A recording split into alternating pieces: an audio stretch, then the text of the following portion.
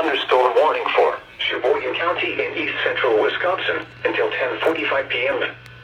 At 9:58 p.m., a severe thunderstorm was located over Plymouth, moving east at 40 miles an hour.